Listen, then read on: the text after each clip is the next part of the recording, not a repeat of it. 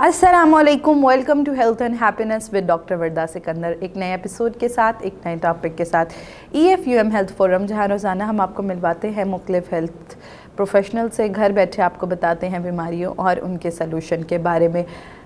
आज हमने जैसे एक एपिसोड में बात की थी नी रिप्लेसमेंट पे, तो स्पेसिफ़िकली उसमें फिजियोथेरेपी का बहुत ज़्यादा रोल होता है। का वो प्री नी रिप्लेसमेंट है या पोस्ट जो है वो नी रिप्लेसमेंट है। इसी टॉपिक पे बात करने के लिए आज हमारे साथ एक्सपर्ट फिजियोथेरेपिस्ट डॉक्टर नुमान मौजूद हैं। तो आइए इनसे जानते हैं कि किस तरह की फिजियोथेरेपी होनी चाहिए और कितनी ज़रूरी है फिजियो कराना। हाँ जी, वेलकम टू द शो। कैसे हैं डॉक्टर नुमान आप? जी अल्हम्दुलिल्लाह, बहुत शुक्रिया बुलाने के लिए। अच्छा डॉक्टर नुमान, सबसे पहले तो आप बताएं फिजियोथेरेपी हमारी नीज़ के लिए, अगर नीज़ में कोई भी प्रॉब्लम हो जाता है तो अक्सर लोग सोचते हैं ये तो बड़े ख़तरनाक चीज़ है कि हमें नी की रिप्लेसमेंट के बाद या पहले फिजियो नहीं करानी चाहिए, तो इस चीज़ को थोड़ा क्लियर करें। नहीं, उसके लिए हमें उसकी बेस समझनी पड़ेगी कि उससे पहले फिजियोथेरेपी क्यों करवानी है। बेसिकली जिनको ज़रूरत पड़ती है ना, इसका मतलब है कि उनके पट्टे कमज़ोर ज़रूर हैं और उनकी एज 45 से ऊपर है। फीमेल में तो 40 के बाद ही शुरू हो जाता है, बाकी 50 to 70 की एज के दरमियान ये ज़्यादातर केसेस होते हैं।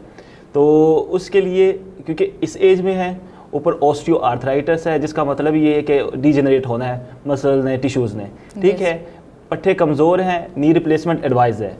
अगर एडवाइस कर दिया है, अगर पट्टे कमज़ोर के साथ जो आप नी रिप्लेसमेंट की तरफ जाएंगे ना, उसकी सक्सेस, उसकी रिकवरी के चांसेस बहुत कम होंगे बनिस्बत इसके कि आप उसको स्ट्रेंथ अप करके मसल्स को, ताकि उसको सर्जन को इतनी गुंजाइश मिले या ऐसी फिजिबिलिटी मिले जिस पे वो ये रिप्लेसमेंट करे और कोई ऐसा मसला ना हो, और रिकवरी रेट जो है ना वो उसके चांसेस ज़्यादा बेहतर होते हैं।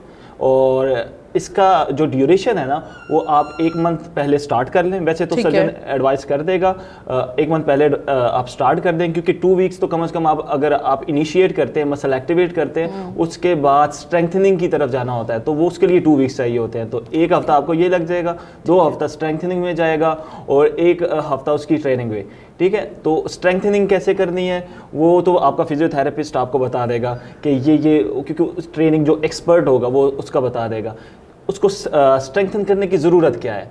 देखें, अभी हम इस सर्जरी को थोड़ा समझें। हम रिप्लेस कर रहे हैं एक जॉइंट के कार्टिलेज को। कार्टिलेज जो काम कर रहा है, 2 टाइप्स के होते हैं, मैंने पहले आपको बताया था। तो 2 टाइप के होते हैं, उनको रिप्लेस करना है, उसकी जगह कुछ लगाना भी तो है, और जो लगाना है तो वो जो हड्डियाँ उसकी फ्रिक्शन को कम करने के लिए करना है।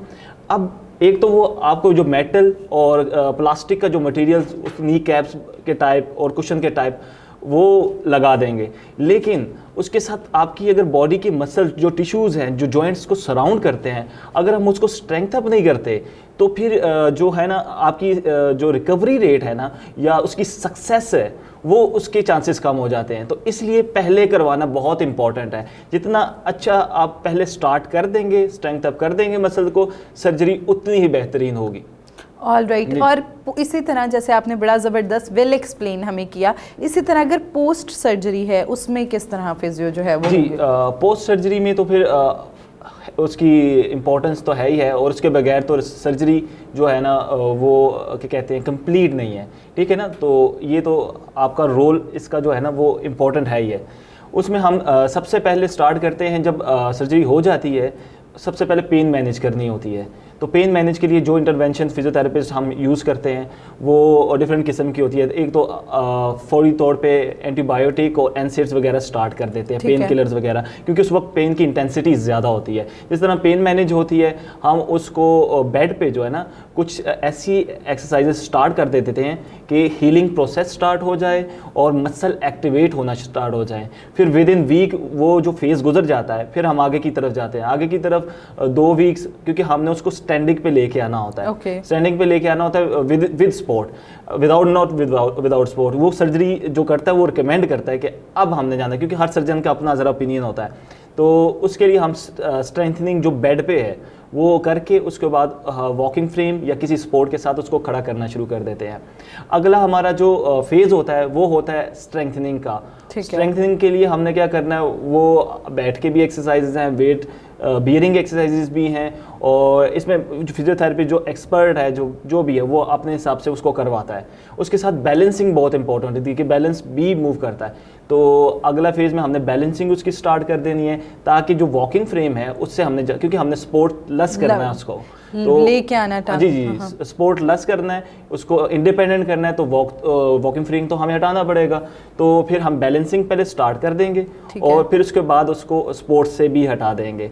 फिर उसकी होगी अगला जो फेज़ है उससे ज़रा कॉम्पिटेंट फेज़ होगा कि उसमें ज़रा ज़्यादा हैवी एक्सरसाइजेस करवानी पड़ेंगी, ताकि उसको ऐसा कर दें जैसे कि आपके घुटने अभी इस एज में है और डीजेनरेट नहीं है, और वो क्योंकि अब जो मटेरियल है जो डैमेज हुआ था जिसकी वजह से चेंज किया था वो चेंज कर दिया गया, उसकी जगह कुछ लगा दिया गया, अब वो फ्रिक्शन नहीं होगी। तो उसके लिए अब हार्ड एक्सरसाइज स्टार्ट हो जाएंगी। वो 2 से 3 हफ्ते का प्लान है। फिर हम इसको अल्टरनेट डेज पे शिफ्ट कर देते हैं। पहले तो रेगुलर होता है, फिर अल्टरनेट डेज पे शिफ्ट कर देते हैं, और करते करते वीक में 2 सेशंस, और बाकी उसके घर के लिए कि वॉक स्टार्ट करवा देते हैं कि बिल्कुल बस इसमें ये होता है कि प्रिकॉशंस कुछ बतानी पड़ती हैं, क्योंकि आपने उससे सर्जरी को बचाना भी है। आपने उसको क्या करना है, आपने स्टेयर्स को आपने कुछ हफ्तों तक, जो जब वॉक स्टार्ट हो जाएगी, आपने एक जो कि कहते हैं टांग के साथ स्टार्ट करना है। जिस तरह हम होता है ना कि हम एक कदम रखते हैं फिर दूसरा कदम ऊपर रखते हैं, ऐसे नहीं, एक कदम के साथ, ताकि उस पर ज़्यादा बियर ना आए, कोई ट्विस्ट ना आए, कोई ऐसा टर्न ना आए कि दोबारा हमें इस तरह का मसला, कोई ट्रॉमा हो जाए और ये सर्जरी जो है ना वो नाकाम हो जाए। तो उसके साथ साथ प्रिकॉशंस भी बतानी होती है। हम प्रिकॉशंस बताते हैं कि यार आपने ये चीज़ें नहीं करनी और आपने ये चीज़ें उसमें ऐड अप करनी हैं। ठीक हो गया।